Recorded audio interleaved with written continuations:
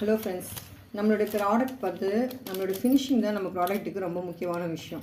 Butter கவரில் நம்ம அழகாக நீட்டாக 40 நாள் ஆனதுக்கப்புறமா மடித்து நம்ம பேக் பண்ணி ஃபஸ்ட்டு வச்சுடுவோம்.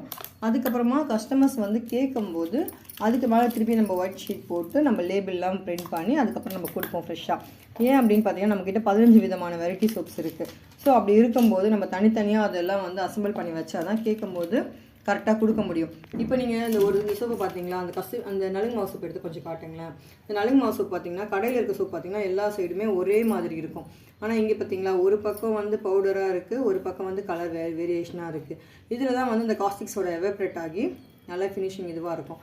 ஏன் அப்படின்னா, மக்கள் பார்த்தீங்கன்னா கடையில் வாங்குறது எல்லா பக்கமே கிளாஸியாக ஒரே மாதிரி இருக்கும். இந்த ஹேண்ட்மேட் ஃபினிஷிங் இருக்காது. நம்மக்கிட்ட ஒரிஜினலாக இந்த ஹேண்ட்மேட் ஃபினிஷிங் இருக்குது. ஸோ உங்களுக்கு தேவை அப்படின்னா மறக்காமல் இந்த நம்பருக்கு கான்டெக்ட் பண்ணி வாங்கி யூஸ் பண்ணுங்கள். நல்லாயிருக்கும் அப்படின்னு தெரிஞ்சால் அதுக்கப்புறம் நிறைய வாங்கி ஆர்டர் பண்ணிக்கோங்க.